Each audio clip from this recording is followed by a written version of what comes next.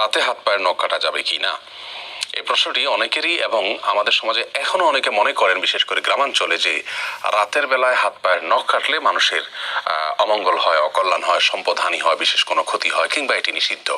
মূলত কোরআন হাদিসের কোথাও রাতের বেলায় হাত পায়ের নখ কাটা কিংবা গোপ ছোট করা কিংবা চুল কাটা কিংবা ঘর ঝাড়ু দেওয়া কিংবা খাবার শেষে প্লেট ধুয়ে সে পানি বাহিরে ফেলা ইত্যাদি, অথবা কোনো গাছের পাতা ইত্যাদি ছেঁড়া, ফসল ইত্যাদি ছেঁড়া রাতের বেলায়, এগুলোকে কোরআন হাদিসের কোথাও নিষেধ করা হয়নি। আর কোরআন হাদিসে কোনো কিছুকে নিষিদ্ধ না করা হলে সেটিকে নিষিদ্ধ বা অমঙ্গলের মনে করাটা এটি কুসংস্কার এবং এক ধরনের শিরকি বিশ্বাস, যা থেকে আমাদের বেঁচে থাকতে হবে। রাসূল করিম সাল্লাল্লাহু আলাইহি ওয়াসাল্লাম বিভিন্ন হাদিস থেকে আমরা জানতে পারি লা আদওয়া ওয়ালা তিয়ারাতা, এবং এ জাতীয় অনেক হাদিস রয়েছে যেগুলোর খোলাসা হলো অমঙ্গল অপয়া বলতে কোনো কিছু শরীয়তে নেই, যে অমুক কাজে অমঙ্গল, অমুক কাজে অপয়া আছে। যদি শরীয়তে সেটাকে অমঙ্গলজনক বলে আখ্যায়িত না করে, মন গড়া বিশ্বাস থেকে সেটাকে অমঙ্গলজনক মনে করাটা এটি ভ্রান্ত বিশ্বাস, যা আমাদের ইমানের জন্য ক্ষতিকর। বিধায় এই বিশ্বাস থেকে আমাদের সরে আসতে হবে।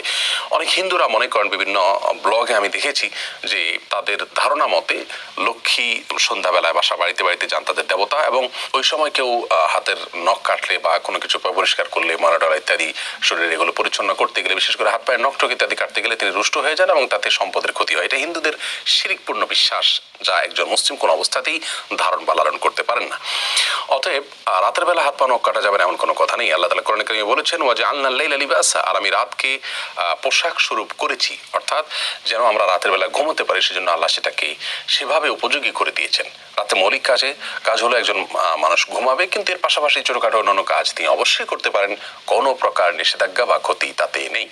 ক্ষতি আছে মনে করলে সেটি তার ইমানের জন্য ক্ষতিকর হবে। বরং একটা সময় আমাদের দেশে বা অনেক এলাকাতে হয়তো ইলেকট্রিসিটি ছিল না, যার কারণে অন্ধকারের মধ্যে চেরাগের নিভু নিভু আলোতে বা আলো আধারিতে কিংবা মোমবাতির আলোতে, স্বল্প আলোতে যদি হাত পায়ের নখ কাটতে যেত, তাহলে সেক্ষেত্রে হয়তো সেটি যথাযথভাবে হতো না বা খুব সুন্দরভাবে হতো না। এইসব কারণে যদি তখন মানুষ নিষেধ করে থাকেন, সেটির একটা যৌক্তিকতা ওই সময়ের জন্য হয়তো ছিল, যে ঠিক আছে, অন্ধকারের মধ্যে কাটতে গেলে তুমি হাত কেটে যেতে পারে, বা না দেখে কাটতে গেলে তোমার ক্ষতি হতে পারে। ক্ষতি হতে পারে বলতে কোনো জায়গায় কেটে যেতে পারে বা বাঁকা হতে পারে ইত্যাদি ইত্যাদি। এসব কারণে দিনের আলোতে করা ভালো, এটা সেই দৃষ্টিকোণ থেকে তখন বলে থাকলে ঠিক আছে। এখন যেহেতু সেই সমস্যা নেই, অতএব রাত দিন এখন প্রায় সমান। বিধায় কেউ চাইলে রাতেও কাটতে পারে, কেউ চাইলে দিনেও কাটতে পারে। বাকি রাতে কাটলে ক্ষতি হবে, এই বিশ্বাসটা কোনো সময়ের জন্যই সঠিক নয়, এটা সম্পূর্ণ ভুল ধারণা।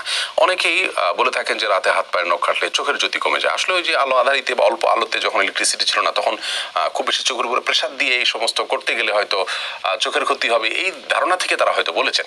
কিন্তু আজকে যেহেতু এটি প্রযোজ্য নয় এবং সঠিক নয়, বিধায় চোখের জ্যোতি কমে যাবে, এটিও ভুল ধারণা হবে। বিধায় রাতে হাত পায়ের নখ কাটাতে কোনো অসুবিধা নেই।